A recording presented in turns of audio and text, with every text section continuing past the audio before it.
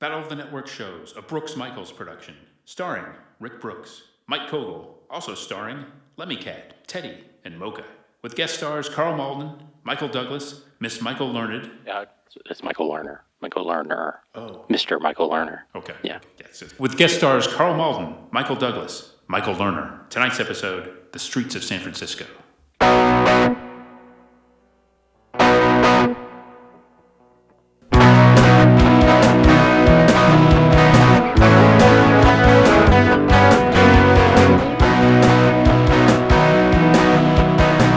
Battle of the Network shows. Join Rick Brooks and Mike Kogel as they explore the TV of the 70s and 80s through hand-picked episodes of their favorite and not-so-favorite series.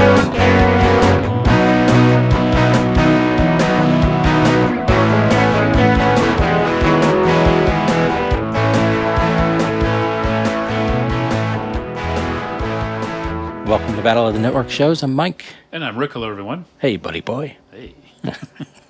Buddy boy. Buddy. So we're going to be talking about our second Quinn Martin production of the season. Yeah, this is unprecedented, isn't it? It is, especially since we've done 0. Yeah. We might have done 2 Norman Lears in a season, right? I don't know. I don't know if we... Or 2 done at like least. 2 Aaron Spellings or... Yeah. Or 2 Botchkos. We usually spread them out, it seems. Yeah, maybe 2 MTM, but one was a comedy and one was a drama. Could be. Yeah. But yeah, I got an excuse to wear my Quinn Martin production shirt again, so I'm happy. But yeah, I think special circumstances have brought us to this point. That's right. So we're going to be talking about the streets of San Francisco, and I was going to try to do my hair Michael Douglas style, but I think it needs some product. I don't have any product, so That's possible. Yeah. Possible. I was going to have Lori punch me in the nose a few times so I could look like Karl Malden. Yeah. But we thought better of it at the last minute. That's good. It's not the kind of thing you can do overnight. You know, you need to kind of develop that nose over time. That's right. Yeah. and show one. We've been sort of hinting that we're going to be doing it all season, I think. But 2, it's been a topic of discussion off and on in our Facebook group. It has, yeah. Got a couple of our friends there, Trevor and Charlie, both just kind of got into it. Yeah. And started talking about some of the episodes, and I'd picked up the DVD set at a good price years ago, but hadn't really dug into it yet. Mm-hmm. And they're talking about it. It made us think, hey, we should check this out. Yeah, I was only aware of it. I don't think I'd ever seen a single episode. I don't remember it. I'm guessing it must have been on New York stations and syndication maybe in the early 80s, but I don't remember it being on, and I certainly never watched it. I seem to remember it showing up somewhere around the time of, Michael Douglas mania. Michael Douglas mania. Oh, yes. Let's talk about which wave of Michael Douglas mania? The early 90s or the 80s? They're like the Romancing the Stone era. Okay, yeah. Yeah. Oh, boy, that was quite a time. Was there any mania in the 70s? Probably. Michael Douglas mania? Yeah, Michael Douglas mania. There are obviously all sorts of manias. Yeah, I don't know. I don't know if Coma generated quite the same excitement as Romancing the Stone. Coma. What was the other one? He was in the... China Syndrome? Yeah. It's a Michael Crichton movie. Yeah. Michael Douglas is there. Yeah, he's the man. And he produced One Flew Over the Cuckoo's Nest. Right. And I guess that's one of the reasons he left this show is because he had this burgeoning film career. Yeah. Behind the camera and in front of the camera. I don't know if this is hindsight being 2020, but I feel like you can just tell that he's a star in this show. I think so. And he's mostly already the persona we think of. Yeah. He's got the swagger. I think of him as kind of playing jerky guys. Like a lot of his characters in his prime were not always the most pleasant people. Yeah. But so he's not that because his character is pretty likable, but he does seem confident. Yeah, I think right from the beginning he can hold his own with Karl Malden. Yeah. Who's a big screen presence, and I don't know. Do you sort of get the impression actually that I don't know this for sure, but it seems like it's almost like the old cop young cop dynamic they were going for is lessened right from the beginning because Michael Douglas has so much gravitas as a performer already. You know what I mean? Like you almost get the impression that it was supposed to be like more of a callow youth joining the force and teaming up with them. And I think that's what they were going for, just like the old cop young cop. Maybe not with the spin I'm putting on it, but like it's like they couldn't play that extreme because Michael Douglas is too good, and it's like maybe with a different performer it would have been more Karl Malden's character dominating things. Instead he's like a mentor and everything, right? But the Keller holds his own with Stone pretty much all the time, I think. That's interesting because the thing I enjoy about their relationship and I think is unique is that not just older cop, younger cop, but it's like the mentor thing, but also that he seems like a willing student. Like you have the mentor, kind of the unwilling student. I think I'm only seeing one episode, but when Richard Hatch replaces him, he seems more like what you're talking about. Like he's a little cocky, and he kind of rolls his eyes at some of the things Stone says. Whereas Keller is like very open to learning stuff and seeing things. Because part of the dynamic too is that Karl Malden's character is streetwise. Mm-hmm. He was a beat cop. He grew up in the streets of San Francisco. He doesn't know about all these intellectual things. And Keller went to Berkeley and studied psychology or something, or criminology or something, and comes with that background and is, I don't know if he's intellectual, but he knows stuff. Yeah. Book stuff. Right. But he wants to learn more about the other thing. That's really refreshing to me, that they're not at odds necessarily. That sometimes they disagree, but yeah, and disagreements they have are more playful or just things that get resolved. Yeah, and just through the course of doing their duty, that's not personal. It's funny because the book, this is based on a series of novels, and I almost forgot that I had it, but I have the first one. Oh, cool. Poor Ophelia, and I started reading it just yesterday. And right at the beginning, like the names of the characters are different, but the very beginning of the novel establishes more of that dynamic where he is more more white collar, the college guy, and the other people resent him for it. And even like the Karl Malden character, you're seeing the novel's being told at the beginning through what would be the Michael Douglas character, and he says something like he's thinking like the novel says that he knows it's okay, like he said as a joke, but Casey knew that there was resentment bubbling within the surface, and it would come out as soon as he messed up. Yeah. So he's kind of on edge because he knows that there's that tension there. Whereas in the TV show, it's not tension; it's more like this underlying affection is evident right from the beginning, and you don't really feel that tension. Yeah, part of that is, I think, too, just the Stone character is like open to just other people, their differences, their humanity. Stone, yes, Mike Stone. Like he doesn't see junkies as just junkies or prostitutes as just prostitutes. He sees the person there, and those things are the situations they're in and dealing with. So I can't imagine that character being closed off to someone just because he went to college. Right. That in itself. That's an excellent point you just made. That in itself belies expectations, because I would have assumed the older veteran cop to be more jaded and have more of a cynical look, whereas the guy coming from a college campus, not too long ago, in the late 60s, or being a college student in the 60s, might be more open to this. It's almost exactly the opposite in some of the episodes. Yeah. There's one where a guy is killing prostitutes, and they have to kind of bodyguard one, and Keller is really judgmental of her for a lot of it. Yeah. Like bizarrely so. Yes, they don't really almost prudish and explain why. That's an early episode. I've seen that, and maybe it's one of those things where they hadn't quite. It was a little unusual, right? But yeah, for sure, that's exactly what I was thinking of. Stone is much. But then more, in a much later season, and we've been talking about off air, the Kluger, Alan Fudge, Mark Hamill episode. Yeah, Keller has evolved to the point where he's like, well, they're not just these people; they're dying. Yeah, there's a rash of overdoses, and he's very sympathetic to their humanity.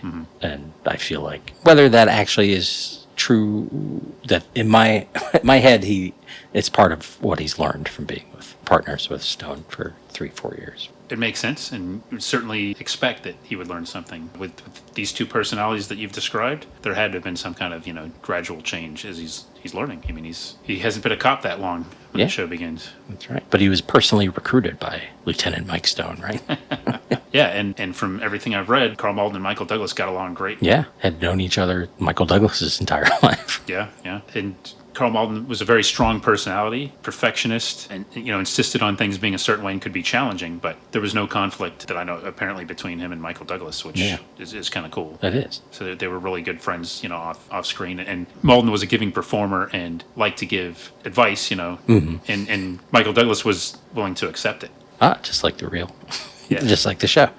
That's right. I think it seemed like it was very similar. The dynamic played out very similar in real life. And I said, I'll refer again to the book Quinn Martin Producer that I talked about in our Dan August episode, the other Quinn Martin we did earlier this season. And there's a passage where there's two people that worked in the show that just contradict each other. Like one says that Richard Hatch was not willing to accept the feedback the same way Michael Douglas was, and that caused some friction right off the bat because Karl Malden was used to having that be a thing. Yeah. But somebody else says, no, that was no problem at all. They got along fine. So I don't know. Richard Hatch, I should say, replaces Michael Douglas in the 5th season. Yeah. So Karl Malden, when we were kids, I'll speak for myself, I knew him almost entirely as the American Express traveler checks guy.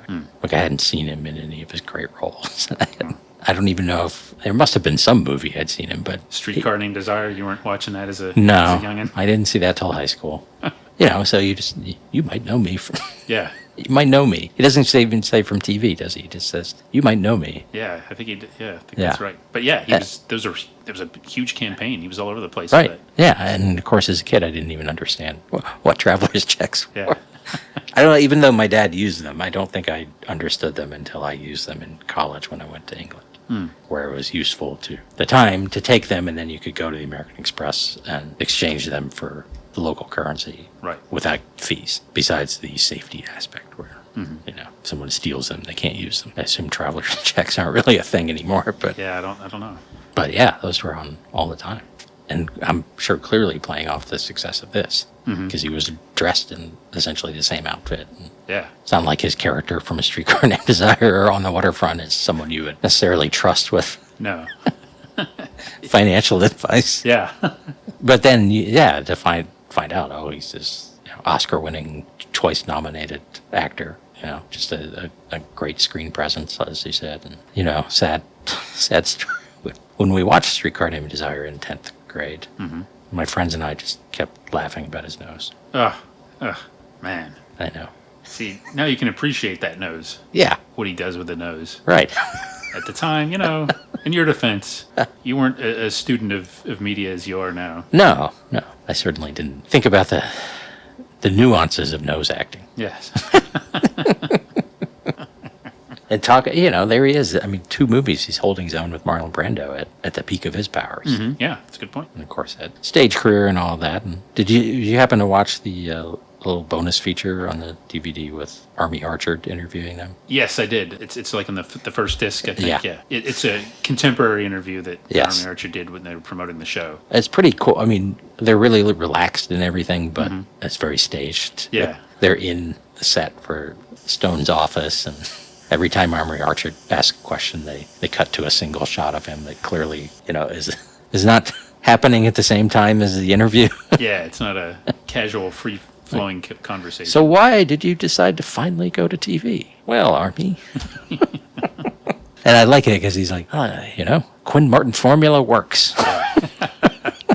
And he promised lots of good guest stars. And we've got those. And we're filming here in San Francisco. And Yeah, that's a cool little extra. it is. And it's interesting that as little as we saw it and were aware of it at the time, the show is surprisingly available now. And by that I mean they rotate the seasons on Pluto, so you can see it for free there. And the DVD set came out a while ago, and the DVDs look great. Yeah. So there's no excuse really. I mean, you can check out the show if you want to, which That's kind of right. surprises me because it was known in its day, but I don't know how high profile it is compared to like a lot of the other shows from its period. Like there hasn't been a big budget movie version of it, Right. Adaptation of it. It doesn't quite seem to have the same cachet in pop culture, as a show as a lot of cop shows of the decade.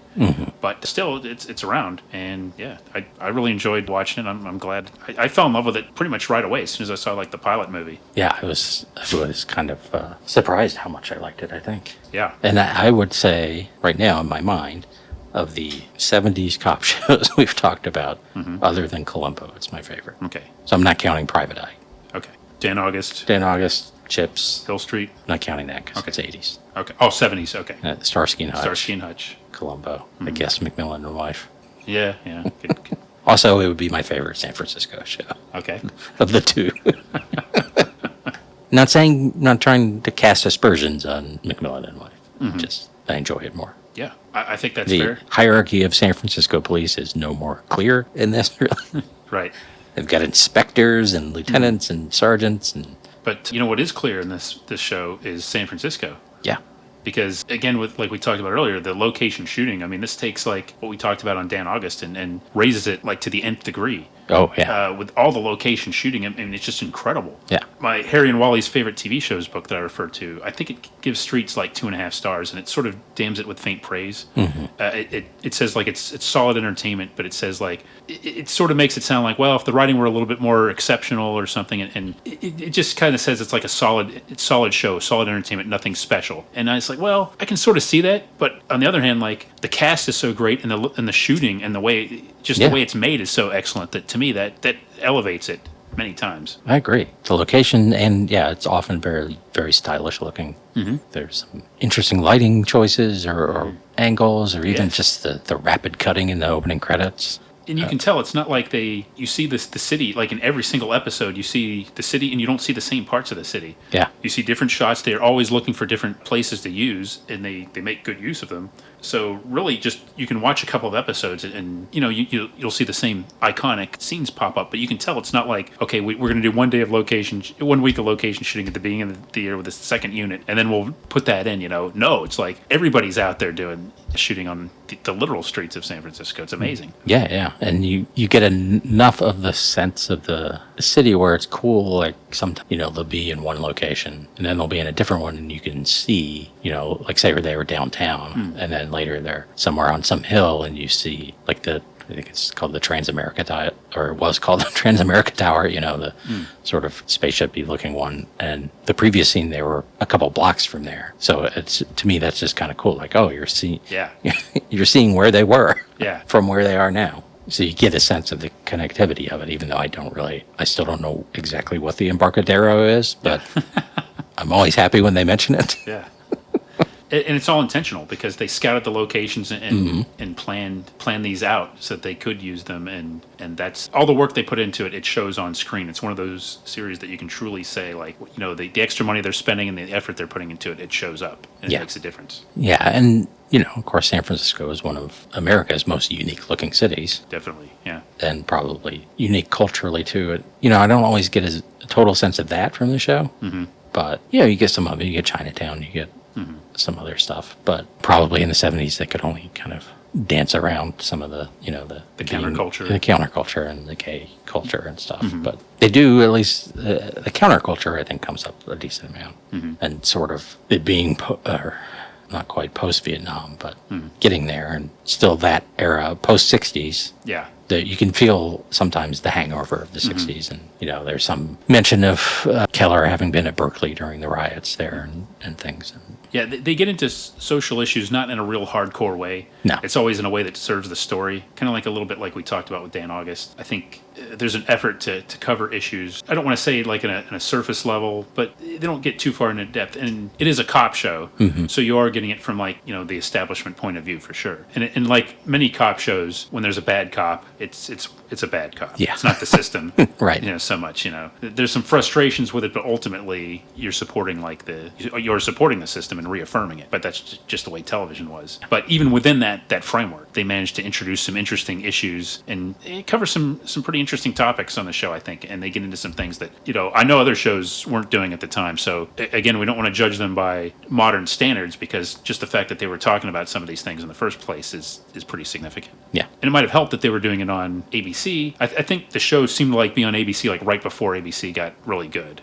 So they weren't. They were kind of like, it was like, what, 71 to 76 or something like that. Okay, 72 to 76. So they were kind of getting in there just as ABC was getting big with Happy Days, Laverne and Shirley, Three's Company. Yeah. But for a couple of years there, they weren't part of that big wave. It was just a little bit more low profile, I think. You want to know a cool detail? I saw in one episode that there was a downtown airport terminal.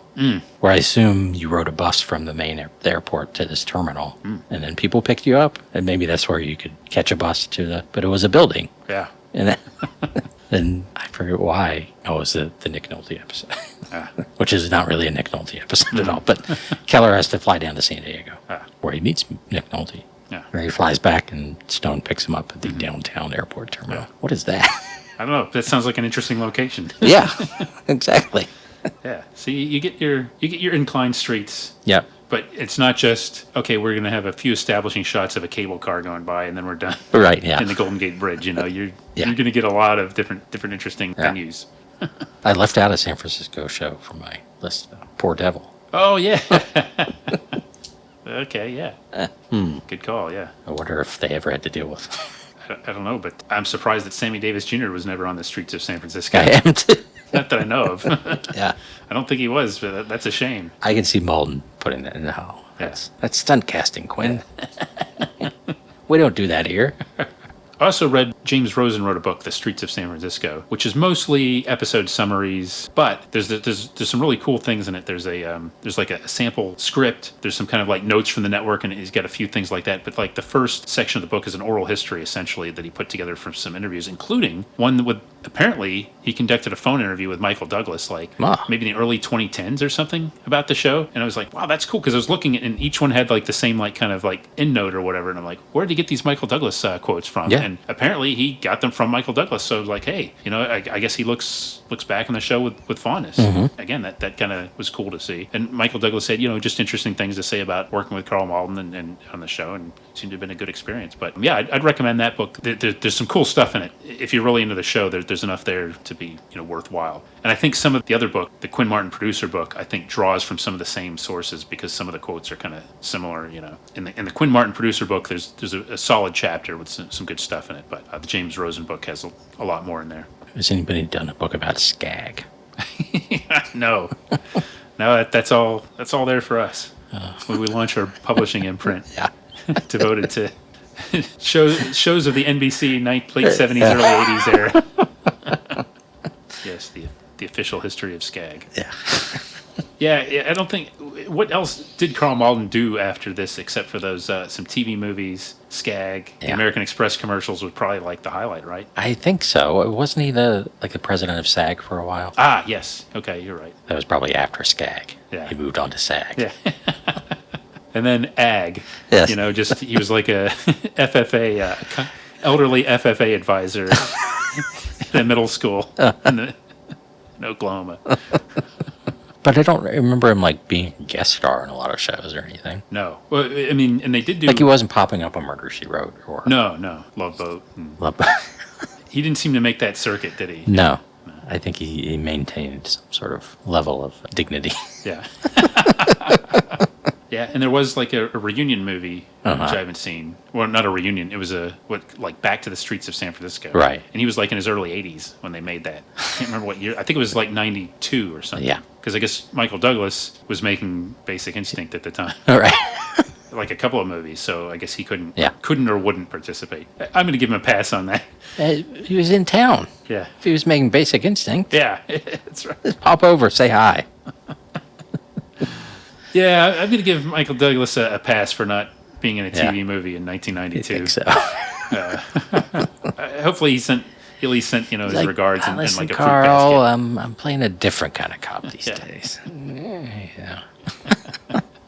Get some other things going on in this. These are not TV. This is not a TV cop. Yeah, and I believe Richard Hatch was not in that movie. Basic Instinct? No. I don't remember him in that. No, I don't remember him in that. But he might have been in the interrogation scene with Newman. Yeah. Back to the Streets of San Francisco, well, I don't want to start anything, but maybe it's telling if he was not. I don't believe he was. Mm-hmm. Well, maybe they just couldn't meet his price. Yeah. Or he's too busy working on his attempt at rebooting Battlestar Galactica. Yes.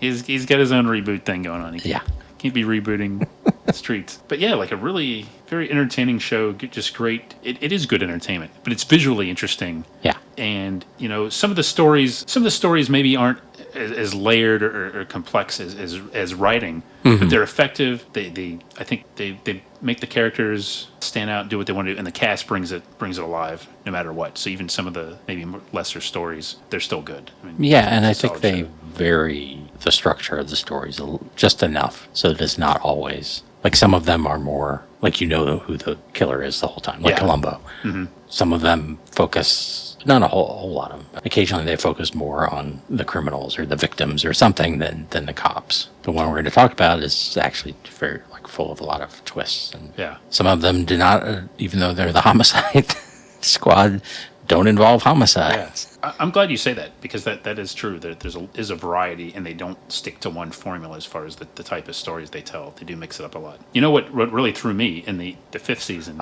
Did you notice the big structural change in the fifth season? 5 acts. Yeah, that threw me off too. It really did. I was like, it threw me off when I was looking at the counter on the DVD and like, wait, Act 4 started like 3 minutes ago. It's like 20 minutes left to go in this thing. What? Yeah.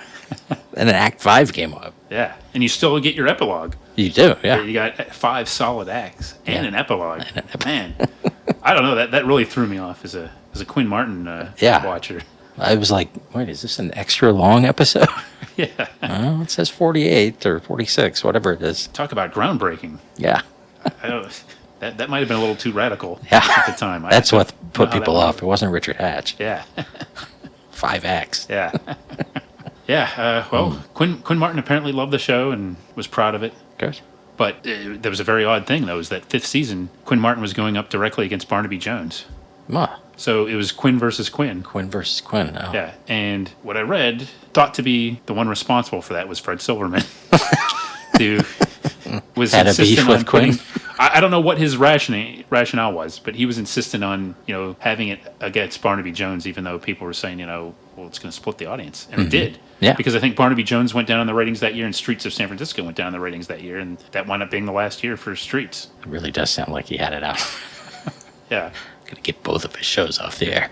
Well, I guess he did have some kind of lawsuit against the network, which was That's right. partly responsible for. And you notice, like, Streets, this is kind of interesting too. Like, the pilot movie aired like a week or two before the first episode. Wow. So it's not like a lot of the shows we've talked about where there's a pilot movie and then 6 months later, the next season, it comes to show. No, this aired right away. So they had a series commitment like right away. And, like Quinn Martin, had something to do with it, but they had a fully formed product, I think, from the get-go. Yeah. Yeah. And there's the pilot presentation extra on the DVD. Did you watch that? I think so. It's sort of like an extended trailer. So it has clips from the movie, and it has narration. I think it might be William Conrad, but I think I did see that, but would have been months ago that I saw that. But it's also talking about like, shot on the streets of San Francisco, and this and that, and then at the end just starts rattling off streets in San Francisco. from Market to the Embarcadero, from this to this. Yeah. Like, okay. Wow. From legend, Quinn has photos or shots of Quinn Martin in it. Eddie Muller, the czar of noir, Yes. must have loved this show. I don't know if he did, but I remember listening to an audio commentary he did on movie The Lineup. And I think that's the one. Maybe that's the one he did with James Ellroy. But he's just taking delight in pointing out, like, that movie has like a lot of location shooting, just pointing out all the locations in San Francisco, which he knew very well. And I think the original TV show of The Lineup from like the 50s, I believe, was set in San Francisco too. Streets is maybe that's the quintessential San Francisco, no pun intended, San Francisco program, now that I think about it. Yeah. Could it be? TV, for sure, yeah. Yeah. And, I mean, they're movies. Bullet or something might be, or the Dirty Harry movies might. That's true, yeah. Basic Instinct.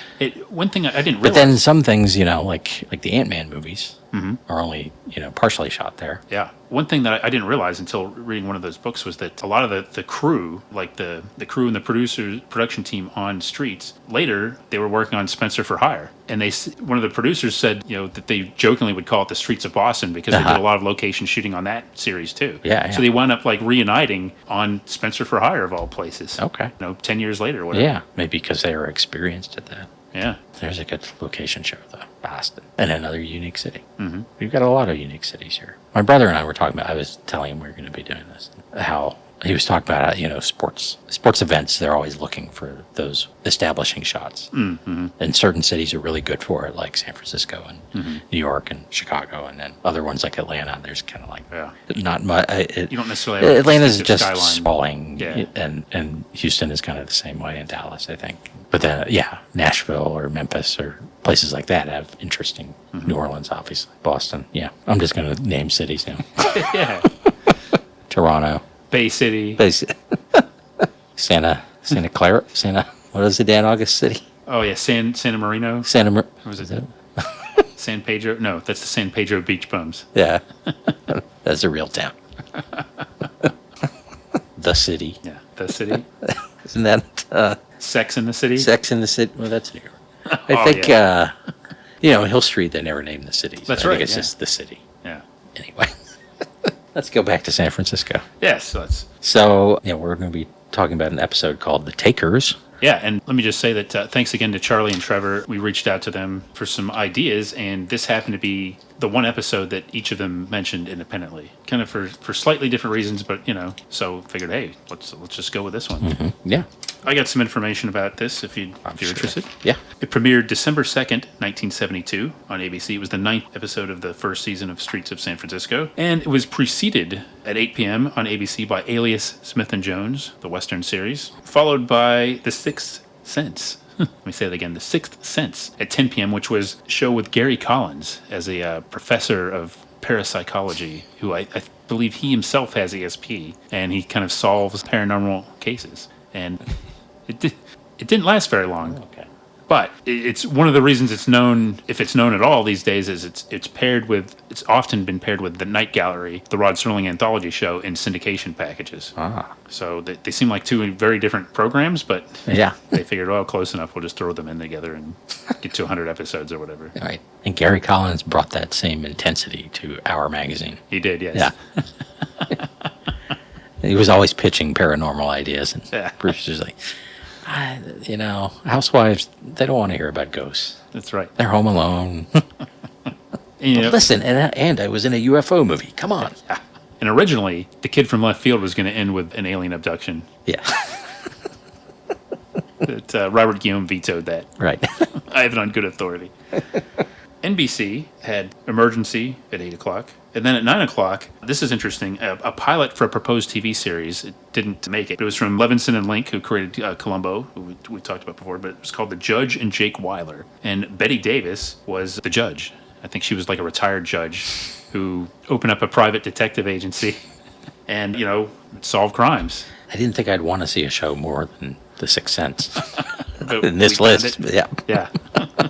Yeah, Betty Davis was doing a lot of TV around this time, and it was in like a lot of like failed pilot TV movies and things like that. And this was Saturday night, by the way, if I didn't say that. So then we go to CBS, and you're gonna hear some familiar shows here: All in the Family, Bridget Loves Bernie, The Mary Tyler Moore Show, The Bob Newhart Show, and a show that people forget was part of that lineup for a while, Mission Impossible at 10 o'clock. So some heavy hitters there. Especially Bridget Loves Bernie. Oh yes, of course. I'm sure Karl Malden, was only going to sign up on the condition that they didn't go head to head with Bridget Loves Bernie. Yeah. Like, we'll take on Mary Tyler Moore and Newhart. So Streets, actually, it started off Saturdays at 9, and then right shortly after this in January, they moved it to Thursdays at 10, and then it became more successful. And then it stayed there Thursdays either at 9 or 10 o'clock for the rest of its run. So seasons 2 through 4, it was a pretty solid ratings getter, not a huge hit. And then season 5, it declined, like we said. And season 1, because it started out not very successful, it was kind of like in the 50s as far as like the rank of all programs. But had a pretty solid run there for kind of in the middle. 3 seasons, but right now, yeah, it's starting off at Saturdays, and in the middle, it was its competition, I guess, was more like the CBS Thursday Night Movie and some various programs on NBC. When it was on Thursdays, much easier than going against that killer Saturday night lineup on CBS. So it would go on 5 seasons, 119 episodes, and this is one of them. Yes, The Takers. That's right. Guest stars: Harold Gould, Michael Lerner, Heidi Vaughn, Robert Gentry, and special guest star Barbara Baxley. Yeah, special guest star. Yeah, I wasn't familiar with her, so I looked her up. Yeah. Mostly a theater actress. I called her, sort of facetiously, I called her a poor man's Betty Davis, actually, right away. Hey, she's only 38. Yeah. Her character's only 38, I should say. Yeah. Yeah. There's a scene later on where Karl Malden calls somebody like young man or something like that. And Lori and I kind of look at each other with this smirk because, it's not like he's some college kid working the counter Right. at the airport. But yeah. And by the way, so I would recommend anybody that hasn't, go back and listen to our Dan August episode, because we talk a lot about some of the Quinn Martin conventions, like the guest stars and everything like that. That'll give you the foundation to get in the streets of San Francisco if you need it. Many of you don't, I'm sure. You're well familiar with Quinn Martin, but I just want to mention that. And written by Gordon Trueblood, Cliff Gould. I don't know whether he's a relation or not to Harold Gould, but I don't think so. And John Wilder, and directed by Arthur Nadel. Yeah, Gould and Wilder were basically producers of the show, kind of running the show, and they would kind of supervise like a lot of the scripts. That's another interesting thing is I guess Karl Malden wanted a script for the next episode before he would start shooting an episode. And they learned to adapt to that, and so they would be working ahead like throughout the whole season. And part of it was Karl Malden wanted to go over it with like his dialogue coach. Oh, okay. And by the time they would shoot, he would know the script cold. Yeah. He would know like everything, so that was part of his preparation. But so he wanted to be like working ahead, and that could be seen as on other shows that could be seen as problematic. But on this show, they're like, okay, that's fine, and they stockpiled scripts and were actually working ahead all the time. He's a star. Yeah, and you know what? And it's very smart for a program that's using as much location shooting. I imagine you want to be as efficient as possible anyway, so probably all worked out. And a show that's not serialized. Yeah. You can kind of do that. Sure. You can probably have people pitching stories all the time. Yeah, and if you have like weather, San Francisco is not always the best weather. No. You can do a bunch of interior scenes. Yeah. So, Act 1, pool party. We've talked about the LA pool apartment scene before. Yeah, that's right. Apparently San Francisco has one too. Uh-huh. Probably not quite as active again because of that weather. Mm-hmm. But there's some rockin' music going on. That's right. That sweet A lot music. of young men and young women partying. Yes, cavorting. Yeah. And that sweet sound of music like being blasted out of a transistor radio. Yes. Can't beat that, can you? Nope. Highly compressed. And we go inside an apartment and there are 2 dead women there. And a mysterious man in a brown suit, dark shoes, and he's got a big black, sample box that says Jacques Jules on it. Also an orange shag carpet. Oh, beautiful. Right away, I saw those 2 bodies cut down way too soon, and I thought, what a tragedy this is, that somebody risked messing up that beautiful orange shag carpet with blood. And the guy, presumably, we don't know yet, the person leaves, wipes the doorknobs, and locks the door. I think he locks the door, or shuts the door. And then we cut to Mike and Steve arriving at the crime scene. And they're Ford, of course, because all the cars were provided by Ford. Yeah. Except for I noticed that season 1 episode with William Wyndham when he has the car with the bad starter. It's a Cadillac. Ah, okay. Yeah. They don't say it, but it is. Yeah. Ford wouldn't have the bad starter, would it? No, never. Good call there, yeah. And so they come in, and the uniform officer informs them that it was a nurse named Glenda Elliott and an airline hostess, Stephanie Brown. And there are 22 caliber shells, and there were 18 shots, 5 of them in the walls and 13 combined in the 2 people. So they start, speculating. Was it automatic? Was it a psycho? Or just somebody not used to using a gun? Figure out it wasn't a robbery because there's a whole box of synthetic diamonds. And like a big wad of cash, too. Big wad, that's right, yeah. And Mike thinks it might have been a woman shooter based on the size of the gun and the potential inexperience of the shooter. And they also notice there's a photo with a third woman in it. But they don't know who that is yet. So then they go to talk to the building manager, Lou Watkins, played by Michael Lerner. Yeah. And maybe just because it was Michael Lerner, but he seemed like he might be a little bit of a creep. You were thinking that? Yeah. I'll say I was expecting it and kind of surprised When he wasn't. not to be the case. Yeah. I figured they were. It seemed like okay, they're not going to go that direction. But as soon as you just saw him, he's kind of shaggy haired and building manager. I totally assumed that, right, and didn't get it right away. I was kind of surprised, like, huh. Yeah. And then he comes back later, and they like, well, here's the no. Oh, okay.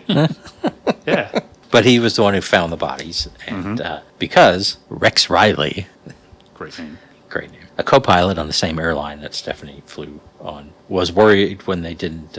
He went up to knock on the door and nobody answered, and he was worried. So they checked on them and found them. And Watkins also says that the blonde was Lynn Chase, who was another flight attendant and a former roommate. So then they go and talk to Riley, and he explains that Stephanie had come by the pool earlier in the morning, but he didn't hear anything. Or she left, and then they didn't hear any shots or anything because the music was so loud. Transistor radios, of course, are known to drown out the frequency of of bullet gunshots.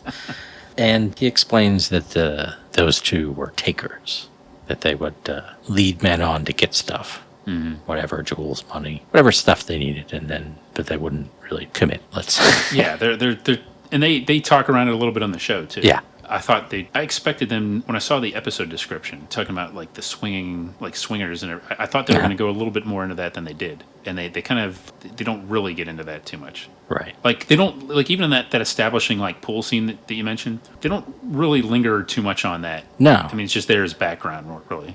Yeah, it just seemed, I mean, it could have just been a party. Yeah, I mean, I did get the sense, like, oh, okay, this, like, it's like, a singles kind of a singles apartment. Yeah. But they don't dive too deeply into that. Right. He also explains that he met Stephanie through Lynn, and who he was kind of dating, and then he fell for Stephanie. She took from him. But she also took from Lynn her potential fiance, Phil Hewitt. And because that's what she does, or did. So now they're also a little suspicious of Rex, I would say. Yeah, Rex is kind of... He has some motivation. He's got a little edge to him, it seems like. He's stunned, but I don't know. Yeah. It seems there's something up with him. Yeah. I got that impression. Yeah, a little bitter at the very least. Yeah, I'm no Stone and Keller, but my antenna were up. Yeah. And also they find out Watkins owns a gun at 22. So they send it to the lab for testing, and Mike, who seems he's a little intense in this episode. Want all the apartments checked. Yeah. Yeah, I jokingly yelled, "Burn it all down if you have to." Because it seemed like he was going there, right? Yeah. He has that little outburst there, yeah. I also thought it was nice when Rex was talking about them being takers, and he didn't know what he meant. And like Keller kind of tried to cut him off from asking. Like he was trying to protect him from the realities of youth culture or something. That's funny.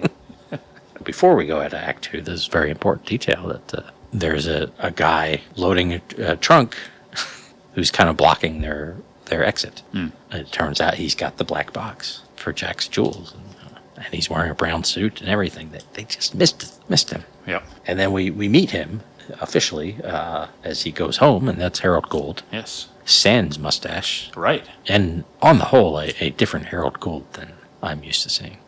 Like usually he's a kind of, I guess mostly because I've seen him in sitcoms, but he's got a lot of energy usually. He's confident often, or joking a lot, or yes, a different personality. And here one might call it, say, he's a nibbish. Yes, that's good. And everybody refers to him as a little guy. Yeah, like 3 or 4 times, and physically he's not. No. But it's like the personality he's playing is worn down salesman, just beaten down and lower energy for sure. Yes. Certainly different Harold Gould than we saw in Rhoda earlier this season. Yeah, but a lot of eyebrow acting. They can't they do a lot of close-ups of him. Yeah. Like extreme close-ups, and so he's using his eyebrows a lot. Right. He knew how to use his eyebrows with the camera. Oh, he did. He was brilliant at that. He taught classes in that.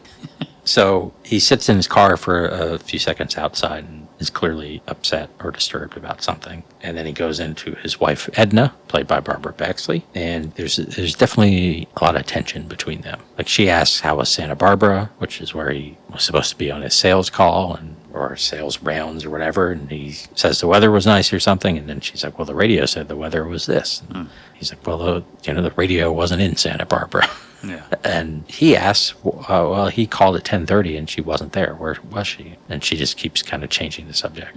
She goes to check the burning casserole. And she says, I was washing my hair. And there's just weird air about it. I mean, really well acted, but it's hard to read what's going on there. It is. There seems like there's a lot of edginess, the whole thing. Both of them are hiding something from the other. And we get yet another tragedy because this delicious casserole is lost.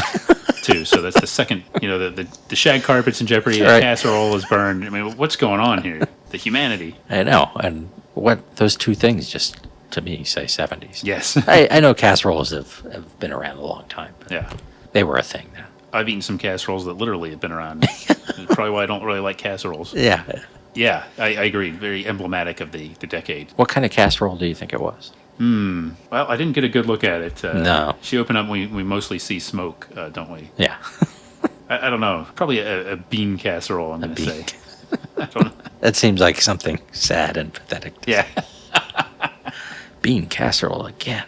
Yeah. And he's coming home from a trip, looking for a good home-cooked meal, and he gets a bean casserole. Yeah. You don't even have a job. Why are you making casseroles? That's yeah. That's to help moms Yeah. throw a bunch of stuff in a pot. I mean, maybe they're struggling because they've just moved to Los Angeles. Yeah, we learned that later. That Yeah. they moved from Indiana. And maybe, she's trying to economize a little bit. Right. I will say this. Say what you will about the relationship, how it appears, but she fixes him a drink at least when he gets home.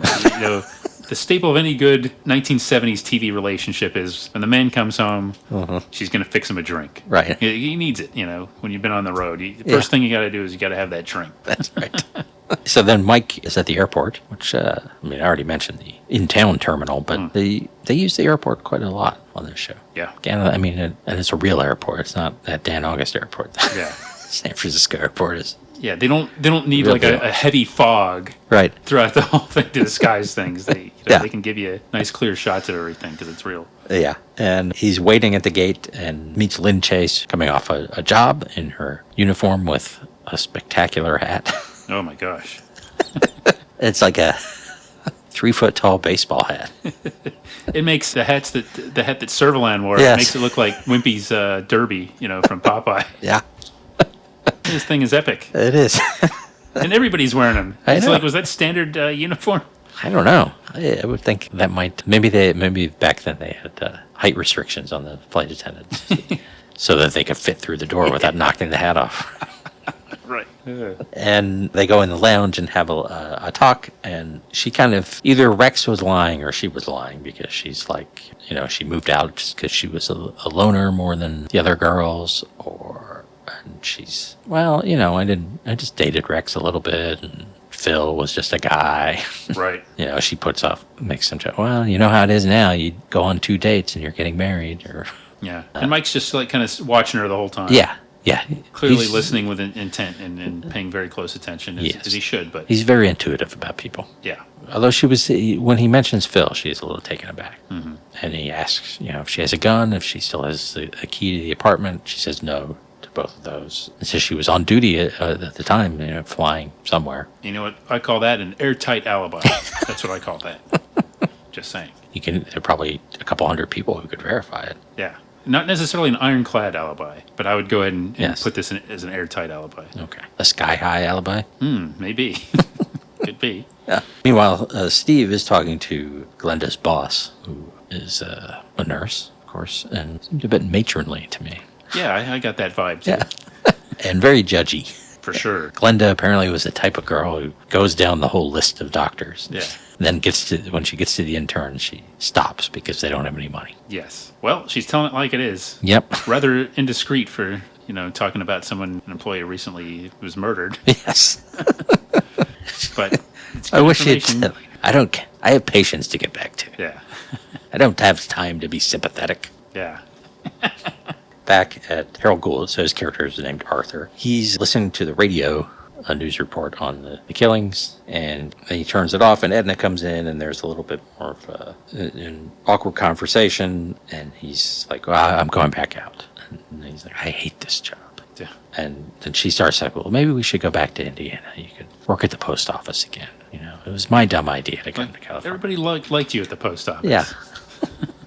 And he's like, well, let me think about it. I mean, it is kind of a big decision to make. Yeah. It's odd that he's just running off like that. Right. But at the same time, she's like, we can just go now. That they just don't. It's like, what about our furniture? Yeah. What about our things, our furniture? She's Right. like, we'll have it sent. Yeah. Let's go right now. Come on. And at headquarters, they verify that Lynn was working, and Mike's a little disappointed because he had found some extra motivation, which is this Phil guy who owns 8 hotels in the Caribbean had just gotten married in San Juan. Meanwhile, Vic Tayback, in his recurring role as Norm Esigian, he's out talking to the other tenants. And Watkins' gun turned up negative, so they have nowhere to go with that. And Mike offers to buy coffee Yeah. from the, I guess, give a quarter. Yeah. I laughed take at a that cup thing. because he makes the offer. Come on, I'll buy you a coffee, Yeah. and then they go like 2 feet to, Right. to the desk. And And then he doesn't have change. yeah.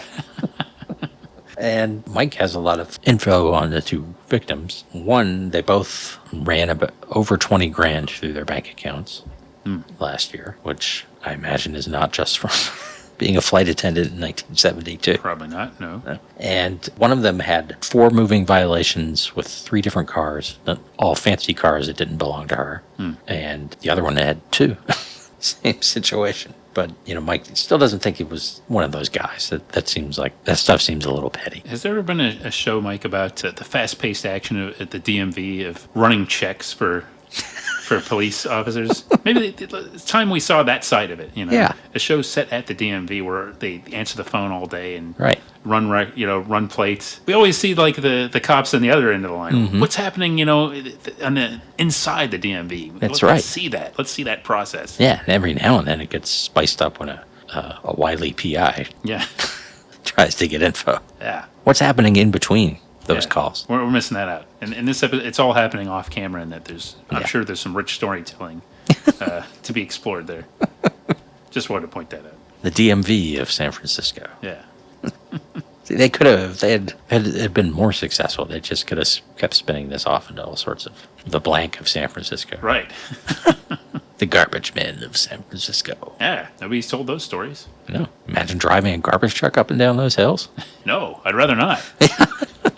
Too difficult. You'd have to be a real hero to be able to do that day in, day out, I think. Right. The cable car drivers of San Francisco. Yeah, again. The rice-a-roni makers of San Francisco. Yeah. And then they get a phone call that the killer has struck again a nurse on Telegraph Hill in an apartment. And he is holed up in the Coit Tower. I have been to the Coit Tower. Oh, yeah? Yeah. Been to the top of the Coit Tower. I don't remember much about it because I was like 6. Mm-hmm. But do you remember the elevator had an elevator operator? Might be the only time I've encountered that in my life. Interesting. So it's good to put a name to the tower that Yeah. and kept seeing in episodes like, oh, I've been in that thing. What is that? So it is a tower at the top of this Telegraph Hill that apparently gives you the best views of San Francisco. 360 degrees because it's a tower. And they go, and the shooter is like firing from the tower, and he does have a .22 caliber rifle. And Mike and Steve scramble in the car, and then Mike has Steve circle the tower real quick, and he jumps out and runs up to the top of the stairs and catches the guy, sneaks up on him and stops him. And that's the end of Act 2. Yeah, it's well shot. There's we talked earlier about camera angles and stuff, and there's some really cool angles of down below looking up at the sniper, and just a really cool scene. It's only a few minutes, but I thought it was good stuff. And I like when Mike gets to the top of the stairs, and like the killer is right next to him, and he doesn't see him if he's looking around. Yeah. Like, oh. Yeah. Yeah. And good work by Mike Stone running up those stairs. Oh, yeah. He gets a workout in this episode. Well, he knew he couldn't rely on an elevator operator. Oh. It just might take too long. Those guys. Yeah. I admire him, his self-reliance in doing the physical stuff in this series. So I'm very impressed. Yeah. So Act 3 begins with them still in the tower, and they're, talking to the guy, and he admits he killed the nurse, his girlfriend, Stella, but he doesn't know what they're talking about with these other girls. And in fact, he was in Sequoia with his girlfriend that morning and then checked out. Yeah, it's kind of interesting how he's like, I'm not a maniac. I mean, I Yeah. killed my girl, but I didn't kill these other ones. Yeah. What are you talking about? Because he caught her, he says, he dropped her off to work and then had to go back to do something and caught her already making out with an intern. So she's clearly not, maybe wasn't a great girlfriend, but not a taker. No. If she was willing to settle with an intern. Ugh, that probably made it all the more He's horrible like, for him. that old lady nurse, she told me the interns don't make any money, and Yeah. and there she is anyway. I make twice what this intern makes. Yeah. And so Mike is kind of back on it, maybe being a woman. And then Norm calls in from the apartment, and there was a 30-something-year-old woman with dirty dishwater blonde hair, a brown print dress, and flat shoes outside their apartment at 9:45. So then we actually see him talking to this woman. It's this is a little poorly written. Like they shouldn't have had him call in, because then she has to repeat everything to him. Yeah. Not even to them. Right. She's repeating it and she's like, I already told you all this. Right. Tell it to me again. And they have her, just kind of like sound kind of like, a little bit aggressive about it. Yeah. To give it a little something, but you make a good point there.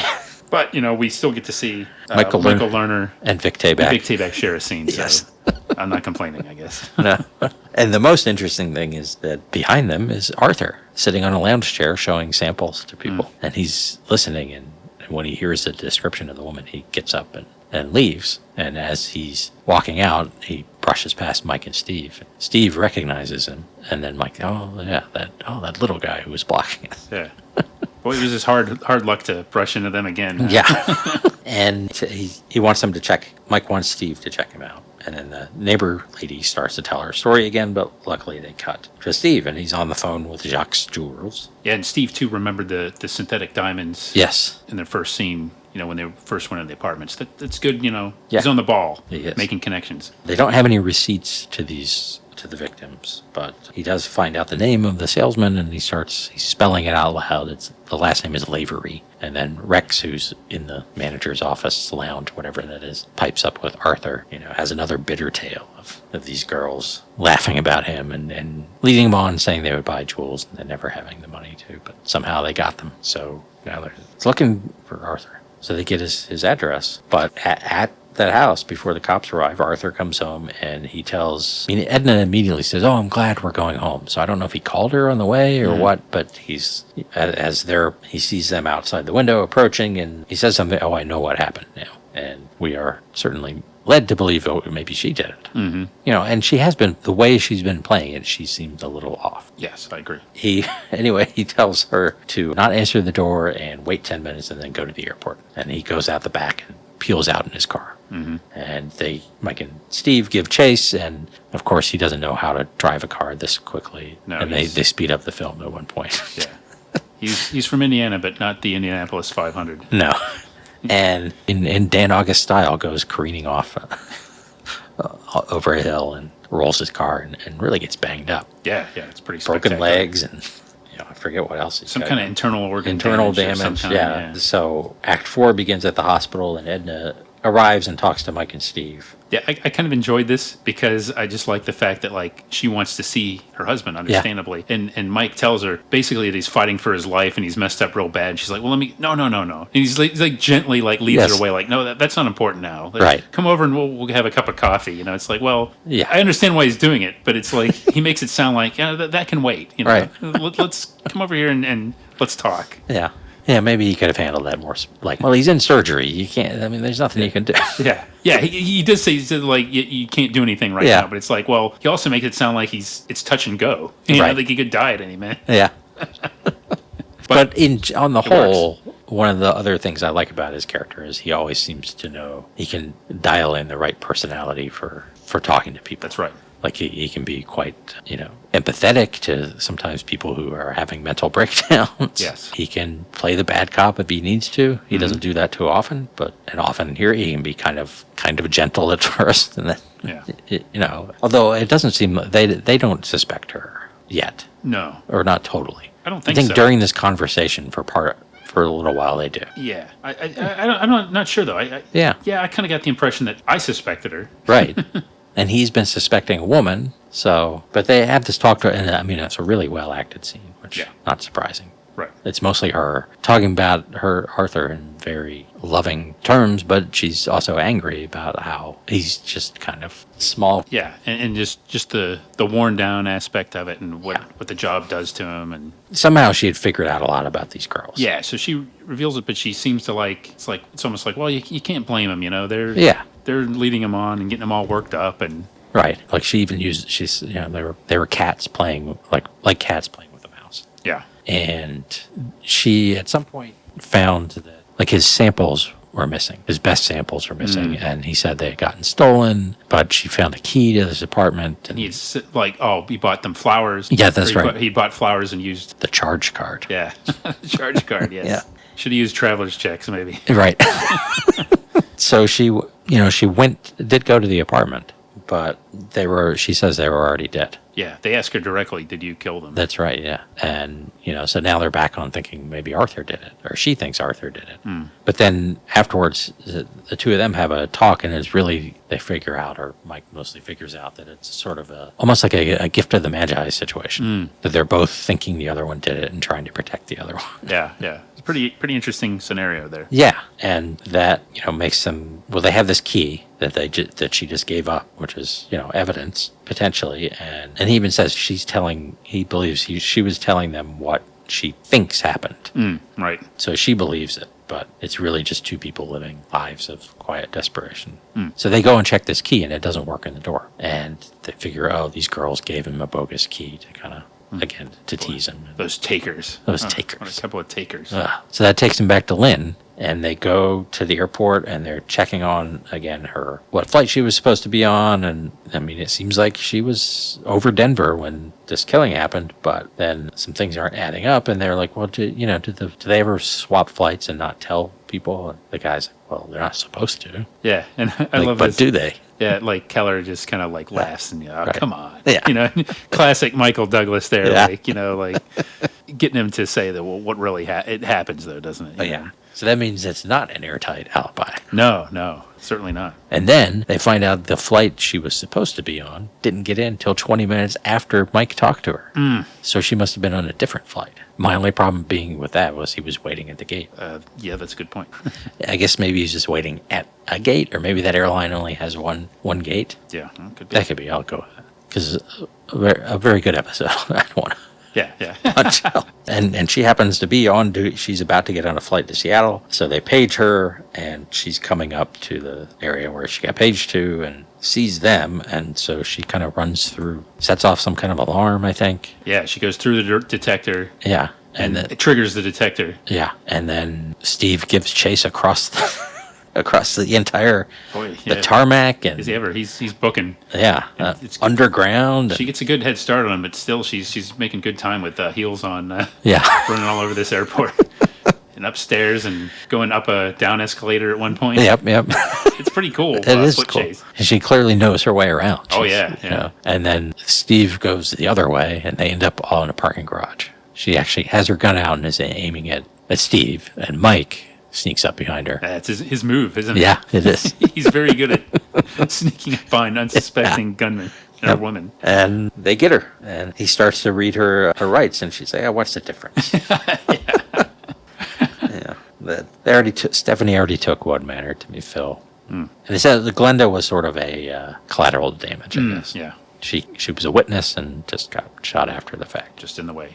Yep. Very sad. So, certainly not what I expected. They did a good job of misdirect here. Some interesting twists, and the whole that tower sniper scene turning out to be a red herring was an interesting little diversion in the middle of the episode. I kind of like it that it wasn't. I do too. It didn't help them solve the crime, but they still caught the guy and had this like nice little scene there. So. And in the epilogue, we find out that Arthur's going to make it, and they're going to move back to Indiana. He's going to go back to the post office, and then Mike, not very subtly, compares. His life to their life, the life of a salesman to the life of a cop.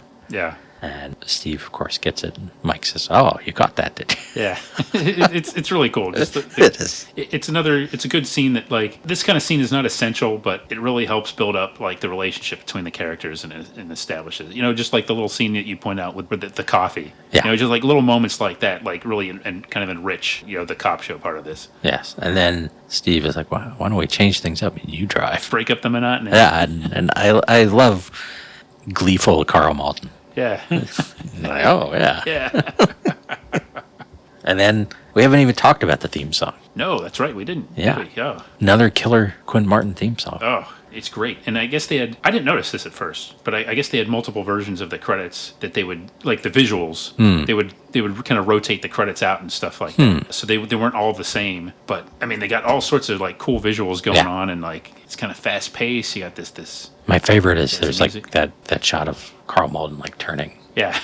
It's like really quick, and then it cuts away to other cable cars and buildings and. Oh, it's really cool music. In a season of our podcast filled with great theme songs, this is one that kind of snuck up on me a little bit. Yeah, me too. I had a couple obvious baddie candidates already, and now there's another one. Yeah, this is a worthy contender. I mean, it's stayed in my head just beyond the fact that I've been watching the show. It's surprising me how good it is, how much I enjoy it. And now, like the music in the show, like sometimes it's kind of generic and a lot of just 70s spooky music or whatever. Yeah. But every now and then they use parts of this, or they'll just like a one like a little sting, or a little classic 70s little blast. Which is really cool. Yeah. Quinn Martin, you get quality with old Quinn. And I'm going to go ahead and call this an underappreciated 1970s TV program. Yeah, I think so. I regret not having seen it at all before, podcast here. I don't know why that is, other than just not being interested when it was available to me. And yeah, I don't remember it being on, like TV Land, things like that. I don't remember it being on. It wasn't around when it was being shown. Should be on Paramount Plus. It really should. And again, and so you and I both watched on Pluto, the home of 1970s cop drama.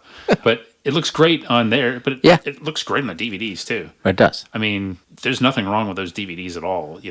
I'm sure the fans would love to see it on Blu-ray or something, and it looks great on Pluto in HD. But man, the DVDs are fine. And of course, Quinn Martin. There are lots of great guest stars. Sometimes they repeat, but William Wyndham. Yeah, can't go wrong with William Wyndham. No, that was a great episode. I saw that one. Yeah, we mentioned Gallagher, Alan Fudge, and Mark Hamill. Yeah, in the same episode. Yep. The one Richard Hatch episode I've seen so far had Jessica Walter in it. Okay, there you go. Mine had the one I watched was Gary Lockwood and Art Matrano.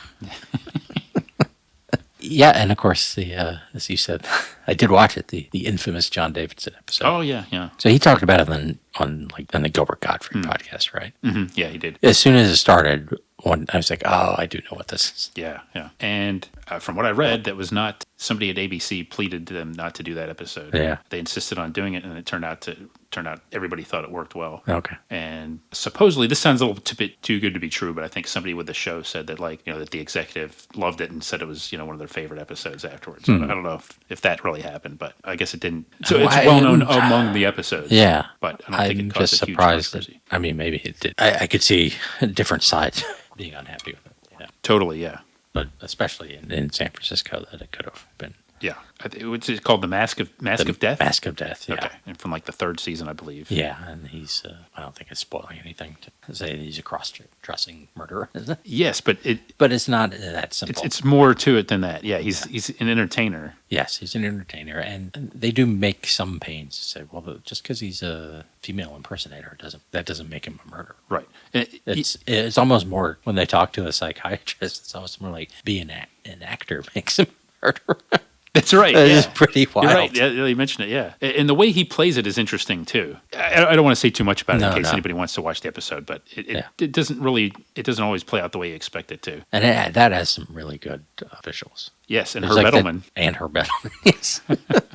There's a scene he has with his chauffeur where his eyes are like completely in shadow. Yeah, that's really, really well done. Yeah, there's excellent cinematography on this series in general, I'd say. Yeah. I do think because the exteriors are so good and the locations are so good and stuff that the sets stand out a little more as sets, especially because they have like the whatever you call it, like a backdrop outside the window and stuff. Right. Now, I guess they did use, sometimes they were able to shoot in like real police departments settings, but yes, a lot of the interiors, that's fair. I mean, that happens a lot. Right. The Lido deck on the boat looks like real, but I don't know if it does. Well, I'm always glad to get a Love Boat reference in, so. Yeah. But yes, overall, highly recommended. Yeah, and I will say, too, we talked about some mature themes in this episode, but to our 2 to 11-year-old demographic, don't worry, we're going to get you next week. That's right. Hopefully, this isn't necessarily a show geared towards the younger set. No. But quality television.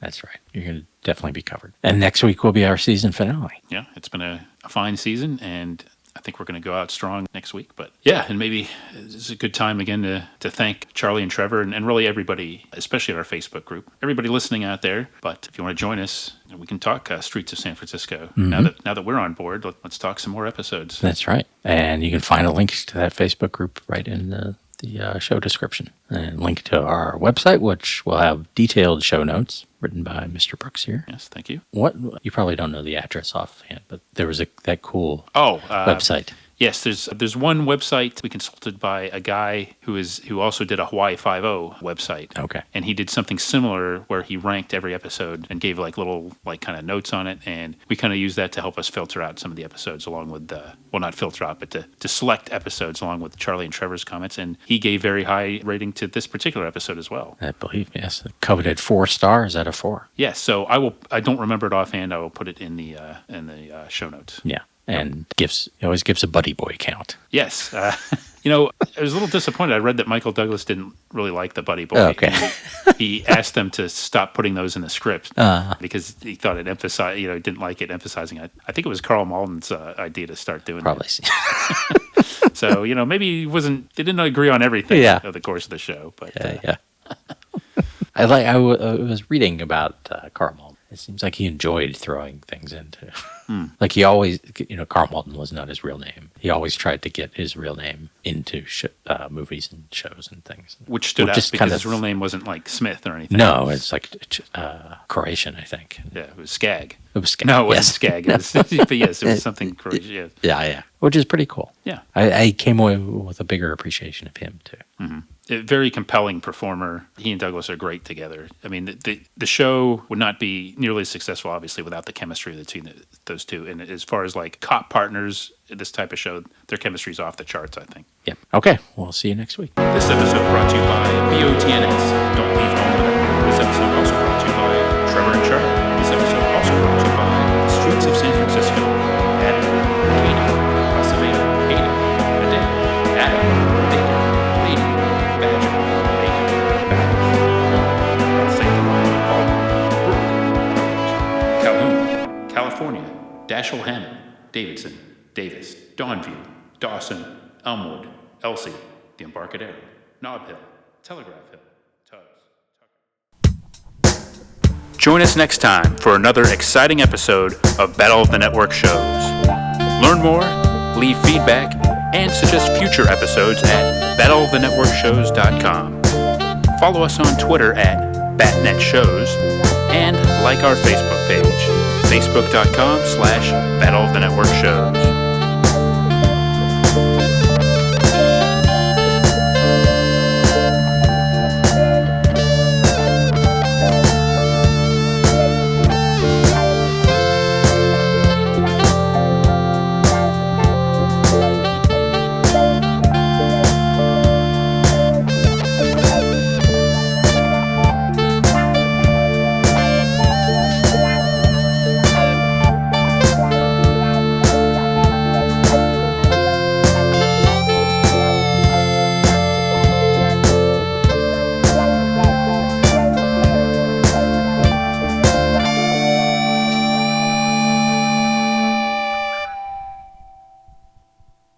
Murphy, Turner, Tuscany, Twin Peaks, Unknown, Upland, Upper, Uranus, Van Dyke, Van Ness, Virginia, Visitacion, Vista Verde, Vista View, Von Schmidt, Vulcan, Wabash, Walbridge.